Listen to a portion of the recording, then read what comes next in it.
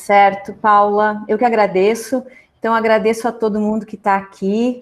É uma alegria a gente poder dar um friozinho na barriga, mas é muito melhor, no final das contas, a gente poder compartilhar a nossa pesquisa, porque é nesse roçar de consciências, né, que ela vai tomando força, ela vai tomando fôlego e vai se delineando, né?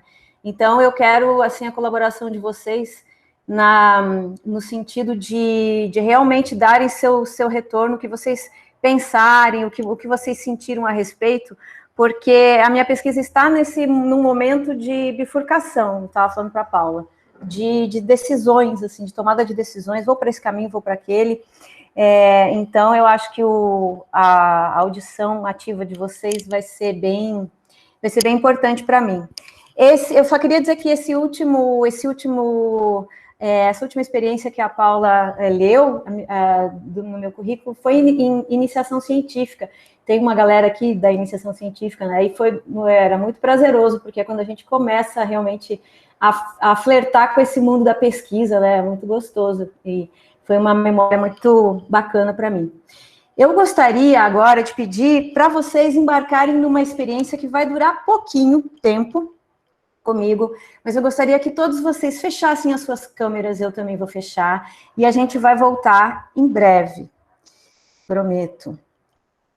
Então, agora vocês só têm a referência da minha voz, e eu vou contar uma pequena história aqui para vocês.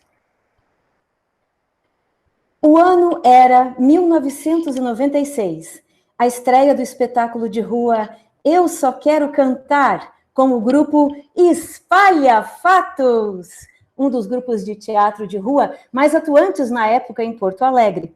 Estávamos em uma praça no coração de um dos bairros mais populosos da cidade. O grupo havia recebido um prêmio para fazer uma circulação teatral nas 12 regiões do orçamento participativo daquela cidade. O processo criativo de 2 longos anos havia resultado finalmente em um espetáculo. Montamos nosso cenário, um pequeno grupo se colocou em volta de nós e depois foi aumentando gradativamente. O espetáculo contava a história de uma mulher que trabalhava limpando casas e era casada com um pedreiro. Ela tinha um sonho, um dia cantar na televisão. Mas Ângela, e isso pode parecer um pouco estranho, tinha o desejo de cantar ópera. Ópera, por que não? Ópera. No final do espetáculo, ela realiza seu desejo e canta uma área de Mozart em cima de um andaime. E sua imagem é captada pelas câmeras de um programa de TV.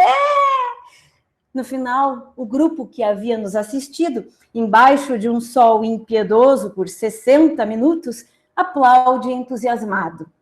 Um líder comunitário aparece do nada para fazer um breve discurso de agradecimento ao grupo e, antes que todos aplaudam novamente, ele me suspende pelas axilas e me coloca em cima do andaime novamente e pede um bis, apoiado pelo público. Bem, agora a nossa soprana vai cantar mais uma vez para a alegria do povo. Eu olho para o meu colega lá do outro lado da roda, um pouco estarrecido, mas mesmo assim ele me dá a nota inicial em um metalofone. Plim! E vamos lá, novamente, para os aplausos, cumprimentos finais e alegria de todos. Agora a gente já pode abrir as câmeras de novo.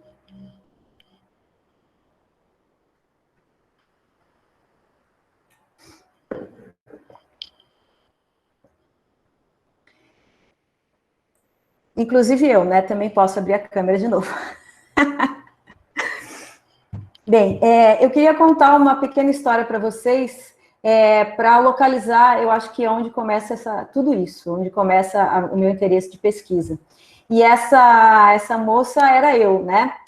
Uma atriz começando a carreira artística fazendo teatro de rua, que é uma prática que está inserida numa tradição popular, né? Que tem inúmeras práticas e conceitos, enfim, e relações muito dentro da cultura popular, e eu estava lá cantando no final do espetáculo, eu cantava uma área de ópera. Nessa época, eu fazia também parte do coro sinfônico da Orquestra Sinfônica de Porto Alegre, né? E também nessa época eu começava já a dar aula. Eu gostaria, então, eu vou compartilhar com vocês aqui, então, um PowerPoint para guiar aqui a minha apresentação da minha pesquisa. Vamos ver, será que é isso aqui? Ou será que é isso aqui?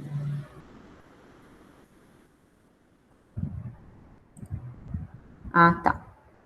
Só um minutinho que eu acho que é isso. Vocês estão vendo esse aqui? Eu não sei. Luciana, sim. Tá, é porque eu não estou vendo vocês.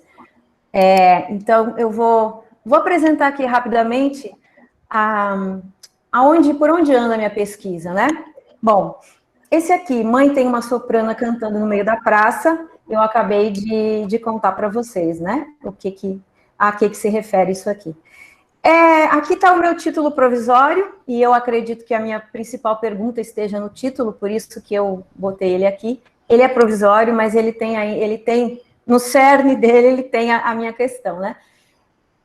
Práticas de experimentação vocal como suporte para o estabelecimento de uma pedagogia das vozes para atrizes e atores. Muito bem. Aí, eu trabalho com os seguintes conceitos.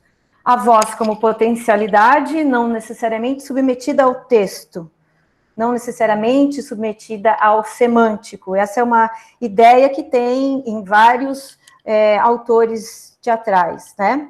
Em vários pedagogos do teatro. No conceito de vocalidade também, que é do Paul Zontor, e o Paul Zontor, ele identifica a vocalidade como o conjunto das atividades e dos valores da voz que lhes são próprios, independentemente da linguagem. Então, esse aqui é um conceito bastante importante para mim, porque ele diferencia do conceito de oralidade. Ele coloca a oralidade como a voz como portadora da linguagem, apenas portadora da linguagem. Mas a vocalidade é esse conjunto de atividades e valores da voz que eles são próprios e não próprios da linguagem. Aí eu dou um passinho para trás e gostaria de falar para vocês uma outra experiência que eu tive, que foi quando eu assisti um espetáculo Les Éphémères do Teatro do Soleil, no Festival Internacional de Teatro de Porto Alegre, em 2007. Eu fui no intervalo do espetáculo, eu fui ao banheiro e vi a conversa de umas senhoras que estavam ali na fila do banheiro. E uma delas falava para as outras a respeito de como a voz de uma das atrizes do grupo, que era a atuação toda em francês, havia uma legenda, mas o espetáculo todo em francês, ela falava sobre como a voz daquela atriz a emocionava. E aí eu coloquei aqui, tocava, afetava, de tal forma que ela não conseguia nem explicar para as suas colegas. E ela fazia gestos amplos e circulares para dar conta de tentar transmitir a emoção que ela sentia ao sentir aquela voz, né? Então, ela não falou do cenário, ela não falou dos atores, ela não falou da música, a música que acontecia ali ao mesmo tempo, que era muito interessante, muito bonita. Ela falou da voz da atriz, também não falou do texto. E aí eu volto para os conceitos aqui. Eu acredito que esse seja um bom exemplo do que significa esse conjunto de atividades e valores da voz que eles são próprios e que não são ligados necessariamente à linguagem, ao semântico, enfim. Continuo aqui com a voz incorporada, da Adriana Cavareiro, e a pedagogia da autonomia, do Paulo Freire. Aí eu fiz aqui algumas anotações para eu poder ir guiando, aí me mostrando para vocês como é que está o meu pensamento nessa pesquisa.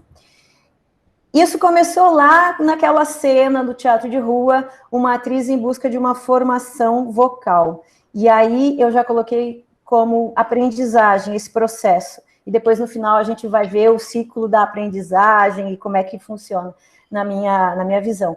O quadro de referências históricos da minha formação vocal, para mim, é uma salada pessoal de tradições e práticas. E acho que é também, acho não, porque eu fiz uma monografia no ano de 2010 e pude entrevistar 10 artistas, 10 atores da cidade de Porto Alegre, sobre como era a formação, como tinha se dado a formação vocal deles.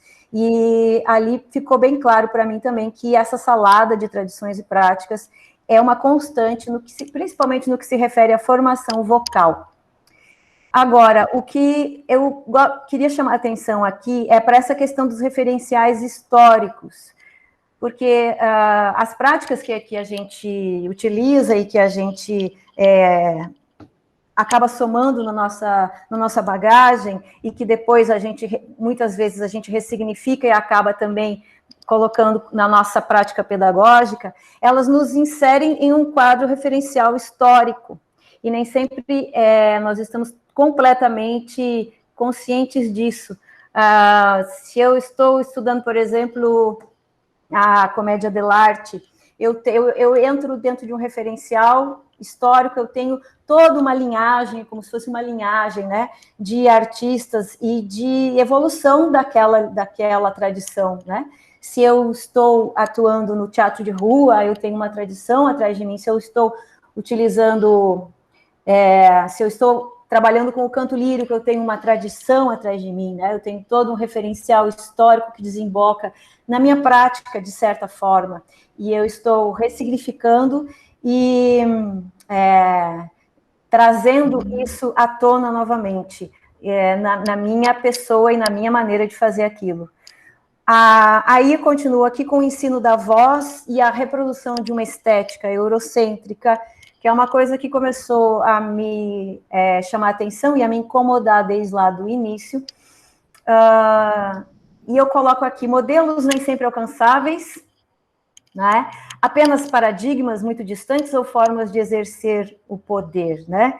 Isso isso são perguntas que eu estou fazendo para mim mesma e que eu pretendo ir respondendo. Nessa questão aqui dos modelos nem sempre alcançáveis, logo em seguida da aprendizagem, quando eu passei para a ensinagem, eu comecei a perceber como esses modelos definitivamente não eram, nem sempre eram alcançáveis, e comecei a questionar essa prática de ensinar através do modelo. Mas eu gostaria de dizer que essa questão, e a questão da tradição versus o que vem depois da tradição, enfim, ela vai aparecer muitas vezes na minha pesquisa, mas eu acho que a gente muitas vezes corre o risco de falar da tradição de uma maneira um pouco rançosa. Eu acho que a gente tem que respeitar a tradição e honrar, mas colocá-la no seu devido lugar, né? A tradição é tradição. A gente não pode querer que as coisas que nós estamos fazendo agora caibam no modelo que é um modelo já de um tempo atrás, não é? Então, nesse sentido, eu acho que não existe essa comparação, porque quando a gente olha para uma tradição e a gente não respeita a distância de tempo que existe, a gente não faz uma adaptação, o erro está na gente e não na tradição.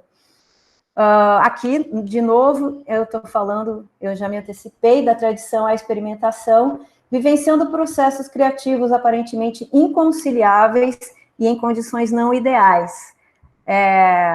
Eu me lembro quando eu comecei a fazer o teatro de rua, eu fui atrás de cantar num coral, porque eu queria ter uma formação vocal. Foi por isso que eu fui atrás de cantar num coral, né? E porque no teatro de rua você precisa ser ouvido. E aí eu comecei a perceber a necessidade, realmente, de você ter uma técnica vocal. E eu fui procurar num coral, né? Que interessante. E, às vezes, eu lembro de todas as práticas que eu já tinha porque esse grupo de teatro, ele veio antes da faculdade para mim, e ele foi a minha primeira escola, realmente, de teatro. E a gente tinha práticas, nós tínhamos oficinas, nós treinávamos diariamente por muitas horas. E eu me lembro que uma vez eu estava tentando explicar para minha primeira professora de canto, que foi a pessoa que fazia a técnica vocal no coral, eu explicando para ela como é que era o trabalho dos ressonadores que a gente estava fazendo, que é inspirado no trabalho dos ressonadores do Grotowski. E ela achando aquilo tudo muito, muito estranho, porque, claro, ela era uma professora de canto lírico, e, enfim. Então, eu vi ali como que aquilo, esse frixar de tradições, né, ele acontece. Aí o processo criativo, esses dois momentos, né, que pareciam inconciliáveis, o processo criativo colaborativo no grupo de teatro de rua e nas oficinas de teatro, e um processo mais hierarquizado no canto coral e nas aulas de canto.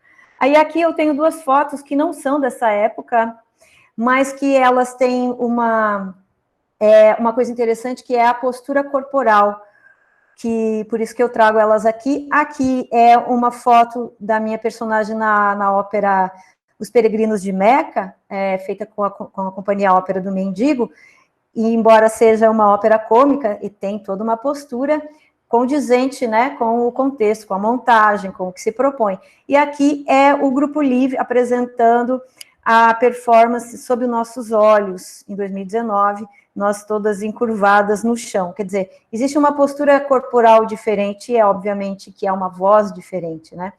E essas coisas todas, elas sempre conviveram no meu corpo, podemos dizer assim, na minha prática, e também passaram a conviver na minha prática pedagógica, não só na prática artística, e também a fazer parte da minha reflexão enquanto professora e pesquisadora. Aí agora eu falo mais especificamente das práticas pedagógicas, que eu chamo de ensinagem, e esse processo de ressignificar as aprendizagens que nós temos, né? Aprendendo a ensinar e a pedagogia da autonomia, baseada no Paulo Freire. Aprendendo a ensinar, e eu acho que tem mais coisas, eu acho que tem aprendendo a ensinar, tem primeiro, antes do aprendendo a ensinar, tem o aprendendo a aprender. Depois tem o aprendendo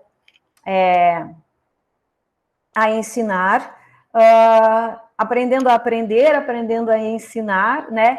E ensinando a aprender. Por que não só ensinando? Porque ensinando a aprender, porque eu acho que não somos nós, e aí eu falo isso em cima dessa pedagogia da autonomia. Paulo Freire fala que a gente não transfere conhecimento para os alunos, a gente transfere dinheiro para o banco, mas não transfere conhecimento. A gente não imprime conhecimento. Aluno já é uma palavra complicada, né? Ele chama de educandos e eu chamo de aprendizandos. Então, a gente não transfere esse conhecimento, né? Então, a gente está ensinando a aprender também, construindo junto, ressignificando. Interdisciplinaridade, também misturando e fundindo diferentes disciplinas para atender às demandas dos aprendizandos. Aí, nesse momento aqui, eu percebo que eu preciso ir atrás de muitas referências, e de referências que vêm de disciplinas diferentes. Eu preciso buscar, então, informações no canto, informações na literatura e na prática do canto, na literatura da fonoaudiologia, né, direcionada ao estudo da voz artística, e no teatro, e nas práticas do teatro. Então, já começa ali essa mistura e essa interdisciplinaridade, né? Aí começam as reflexões, né? Refletindo sobre minhas práticas criativas e pedagógicas. A primeira oportunidade que eu tive de refletir sobre isso foi no trabalho com a iniciação científica, e eu estou falando sobre isso porque essas questões, elas vão voltar, elas estão aí presentes, e elas algumas delas vão ser retomadas aqui nessa pesquisa. Eu coloco aqui como questões vindas diretamente do chão de fábrica dos preparadores vocais. Eu sei que tem um preparador vocal aqui, e eu já tive essa oportunidade de conversar com colegas preparadores vocais vindos de diferentes formações da fonoaudiologia, do canto, e existem questões que elas são do chão de fábrica mesmo, e que elas se repetem e que elas são em comum, né? Elas são questões em comum. E eu acho muito interessante quando essas questões elas se repetem, elas se apresentam sempre novamente. Uma das coisas uma das conclusões que a minha monografia, que foi a minha pesquisa anterior, chegou através do depoimento e através das reflexões dos meus entrevistados, o reconhecimento da alteridade como elemento essencial para a prática pedagógica. Mas os meus entrevistados eram atores, então eles estavam falando muito mais sobre a preparação vocal ou a orientação vocal que eles haviam sofrido, né, entre aspas, e não era uma pesquisa com preparadores vocais. E ali ficou bem claro que os professores, os preparadores, os orientadores, os instrutores vocais, que conseguiam realmente identificar as questões daquele aluno sem querer passar um modelo, e que adaptavam as suas práticas, as suas técnicas, as suas ferramentas, às necessidades daquele aluno, conseguiam, né, lograr mais êxito com aqueles educandos ou com aqueles aprendizandos. Vivências com experimentação vocal, caminhando no entre. Aí, além de toda essa interdisciplinaridade e multidisciplinaridade, eu chego em um processo, em um grupo de experimentação vocal, né? E aí a minha ideia é fazer reflexões sobre elementos desse processo criativo, focado em 2 performances do Grupo Live, do meu ponto de vista, obviamente, do ponto de vista de uma atriz, cantora, performer e instrutora vocal. E falar que esse trabalho, ele está muito calcado na interdisciplinaridade, na multidisciplinaridade e na transdisciplinaridade, em momentos em que as fronteiras estão completamente borradas, e que fica difícil até de arriscar alguma classificação do que seja esse trabalho, até mesmo tudo cabe dentro desse conceito performance, mas fica até difícil, às vezes, de classificar dentro desse conceito.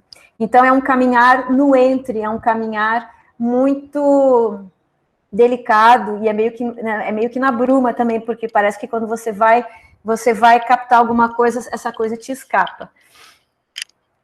E aí, algumas questões que estão aparecendo agora, olhando para trás e olhando para essas outras questões, que eu não sei se ela é nova ou se ela é velha, que tem muito a ver com a questão lá da pedagogia da autonomia, que levando-se em consideração esse campo específico de pesquisa, a minha pergunta é se nós realmente ensinamos algo, ou se nós reconstruímos um caminho junto com o aprendizando, instruindo-o e fornecendo elementos para criar um ambiente propício. Aí entra um outro conceito, aí entra uma outra teórica, que é a viola Spolin, teórica e prática, né? Que é a criação do ambiente propício. A viola Spolin fala que se você criar um ambiente, e se o aprendizando, ele se permitir, ele pode aprender qualquer coisa a partir desse ambiente. Um ambiente que possibilite e favoreça a aprendizagem. Então, eu volto para essa questão do ambiente que eu trouxe lá na minha iniciação científica, e eu identifico aqui esse reconstruir um caminho com os aprendizandos, ao invés de transferir um conhecimento para eles. Então, aqui eu fiz um círculo que as coisas não estão equidistantes, mas talvez seja isso mesmo, né? Eu acho que os processos, eles não são limpinhos, eles são circulares. Eu acredito muito mais em processos circulares de repetições, ou talvez de uma espiral que vai subindo, mas ele é sempre circular. Então, você começa, talvez comece com a aprendizagem, e aí você segue para uma reflexão, Aí depois você segue para a ensinagem, e depois você segue para uma reflexão sobre a ensinagem, aí você tem uma aprendizagem, aí você vai para uma reflexão sobre essa aprendizagem, e aí você pode partir para uma ensinagem, e aí você tem uma reflexão sobre o que aconteceu antes, e você tem novamente uma aprendizagem. Então, eu acho que eu vejo que o meu processo desde o início, ele está nessa circularidade aqui, né? Assim como os processos em si criativos, e o processo criativo que eu quero focar aqui, que é um deles é o processo do livre, que não é um processo em linha reta, não é um processo patriarcal, no sentido de linha reta, de seguir uma linha reta, positivista, é um processo circular, né? Um processo circular, e as coisas também talvez não estejam tão dispostas de forma tão equidistante. Então, por enquanto, é isso, e aí eu me coloco à disposição se alguém tiver alguma questão ou sugestão.